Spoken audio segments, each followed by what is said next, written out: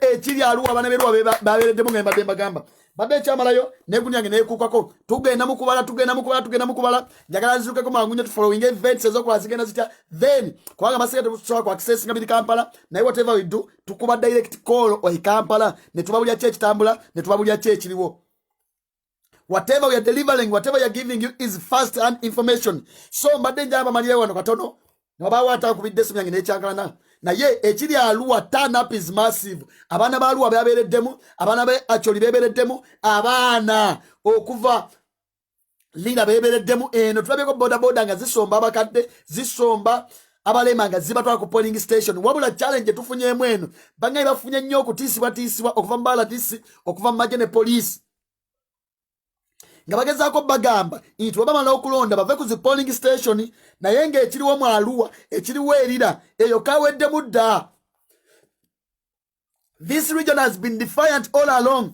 Badde nyakumalyayo ka bulletin kano umala okakumalyayo then to resort nge tugende mu kalulu kaffe tugende okubala tufollowing events nga zigenda mu maaso ez'okubalibwa then tugenda kuba tujja tukuwa result nga zitambula. Ekisoboka mbagambe we are very sure tulina tale center teri mu Uganda.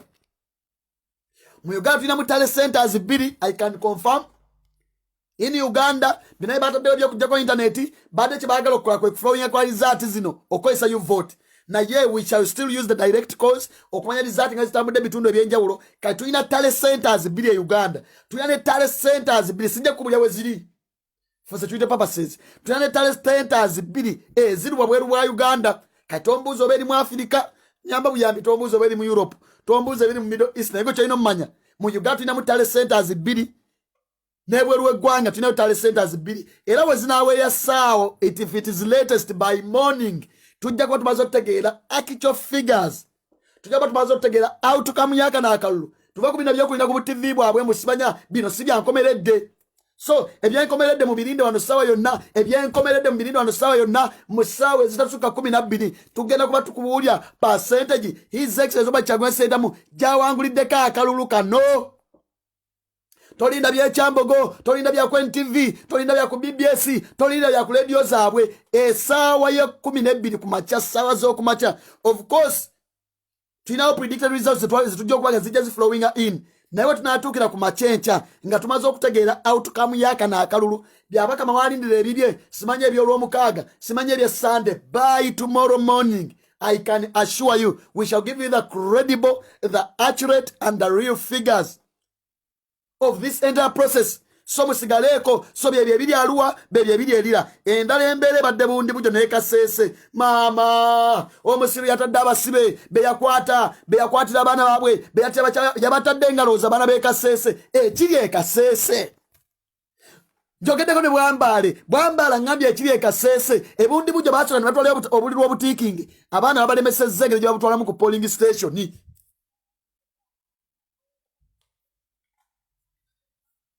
Babalemesezza entwala yaabwo e Kasese abana b'ebundi bujo abana b'e Kasese kaweddemu dda.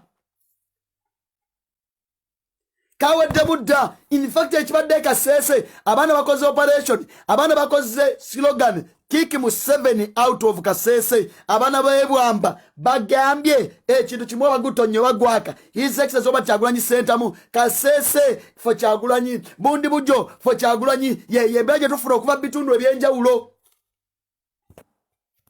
yembeera gye tufuna eva e Kasese n'ebundi bujo gesitandaba confirminga gempulya obubulizi agatambula saagala gaconfirminga kyetwaki nyinza okugamba treated with contempt.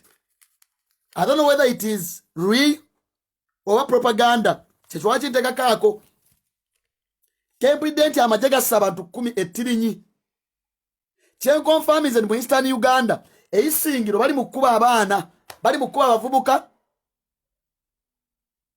eisingiro ne mu district ez'enjawulo Ibanda Kazone waawo Museveni njagala okulima limba ensi alina obuwagizi bali mu kkuba abaana ba power bali mu kkuba abavubuka bonna bamanyi kwaki manyi bulungi talinawo kalulu naye genda bagatambula. I have not yet confirmed it.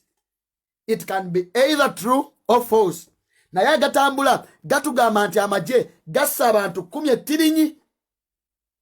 Lwaki bano badde bagezaako pursuing a box z'obulwadde badde zisuubira nti zamaze ddo tiikingibwa in the name of Teyabulwa Yoweri Kaguta Museveni oye yenyumiriza nnyo mukubba akalulu naye ago sinnabaga confirming sagoga nti pato yagambye. That is why I say it is an allegation. I don't know whether it is true or wrong.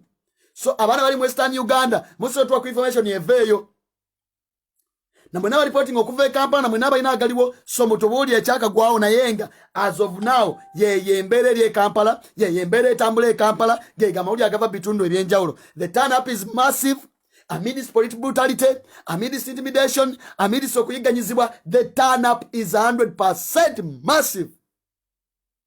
Tetwacha abana bakyalisazo bali mulayini amatandisa okubala bagezaako okunoonya engeri bamanipulating ekyambogo nti byabakama ekiro kya leero atandika ne bifigures byebakuukinzi obukuukinzi bamaintaininga ekipasere kyabwe naye kigenda kubalema. Kawedde mudda baganda bange. So badde njagamba malireyo ebyo ebiriwo katugende mu field atwongera okuba amasimu okuva messages we Kampala following abali mu kubala naye abali e Western Uganda mweberere munnyo baagala okukozesa district za Western Uganda nawulidde embalala obuli bwatusale ku polling station ssaawa 12 etteeka ligamba ssaawa emu ne nawulidde mu district ez'enjawulo mu Western Uganda abantu nga bakaba mu Kampala abantu nga bakaba Mbale mu Busoga wabulu nga tebumala n'okubanga butuuse leeti mpulidde mu district y'Ibanda Kyankwanzi Simanya Kazo wao na Isingiro newa bwatuuse ne ssaawa 12 ez'okumakya naye ekirungi naye abaana beebereddemu wadde abamu babakutte abamu babakubyekubye naye embeera tugezaako kulaba nga tugi containinga. So baganda bange katubaye nga tunoonya amalala tujja kuba tubawa agaakagwawo gonna. In Mbale Tirinyi, it is not true. Erigon has confirmed no one has been killed. Kale checho baganda bange checho lwaki ate ne bako mulala ngamba Tirinyi, it's true and 9 in Mbale. So whatever case it may be, we shall confirm. Na ebyo sinababbi confirminga bade nonyako muti nali ku ground ambuya mawuli agagala nti bassa abantu 10 ne bakola nomulanga nti bassa abantu 9 Mbale naye sinabaki confirminga sagala kikakasa sinabaki kikakasizaako ddala. Then aba batugamba abe Kenya mutuyambe eno kibwetere polite kona bagamba Museveni atuse Kenya naye ndowoozo yakyali propaganda na malisi sagala nnyo kugendera kweyo line polite bagamba nti abuusa ageze Kenya no sagala tambulira kweyo line naye sinagamanya naye ekyokuba nti bassa abantu 10 if it is so absurd naye katukonfaminge tulabe ekiddako mpozi ekyakimulabyeko lutabayisire oluvannyuma lw'okujjako emikutu gy'ewaka yakozeseza NTV e Kenya ebadde streaming live ebadde bigenda maaso nga mufollowinga naye wadde bagala okulekwa nga bateekawo propaganda information yonna gye badde wa TV ye Kenya NTV ye Kenya kuba mukimanye nannyini waayo omu Aga Khan neye Uganda badde bagezaako okukola nga bateekawo information naye nga nfu badde bapayintingawo ekifaananyi nga kifu nga wokiwulira. So Museveni adalowooza ajja kukozesa TV ye Kenya eno naye kyawedde dda abantu abalawuliddewo ne tubagamba emubiveeko. Museveni has already left Uganda. Ebyo sinabi confirminga saga baga bistana confirminga. Butambala they as soon as starting counting waliwo we Butambala to confirming say yes.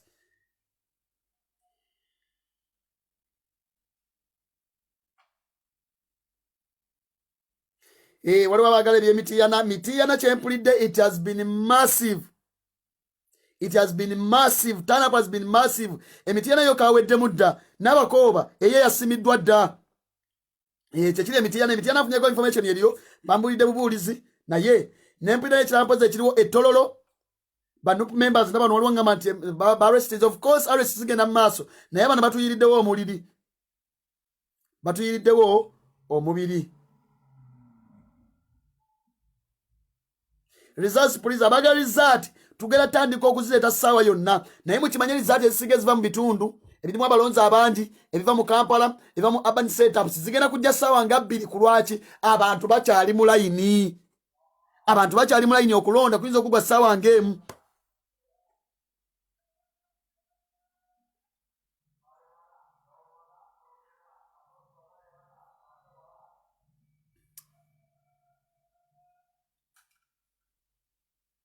Kale baganda bange so kansooka enveeko tubanoonyezeyo ate amalala result ssaawa zonna zigenda kuba zijja baganda bange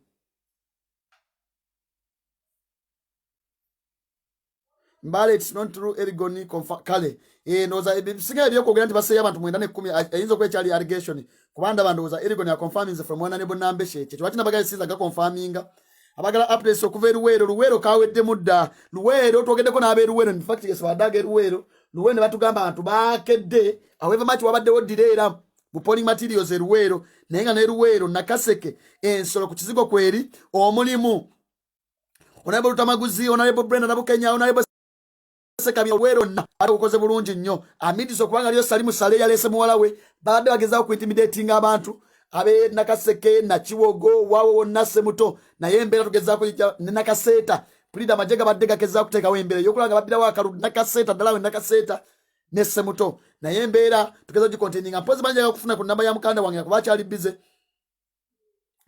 mugana wange atubuli ekive nakasonga mu kimanyene nente zibadde ziteranga okulonda tubayembere baddeyo na empya eruwero celebration zatandise dda watali wadde okulinda oweka yungo tugambye kiri mulala mulago bwayise bya Kampala mu bivena ko Kampala yo kawedde mudda so baganda bange mwenna kanzikize katonda bankumire mubeereko abe mubende kawedde mudda tsaka kubuza kawedde mudda mutulinde bulinzi tujje nagaliwo era nagocha mukama katonda bankumire tudde musale era katonda webanga itamya tabayisiro ogenda ne wana akola atya eye yamazedde okusimwa so pato Uganda omuntu wa wansi see you soon.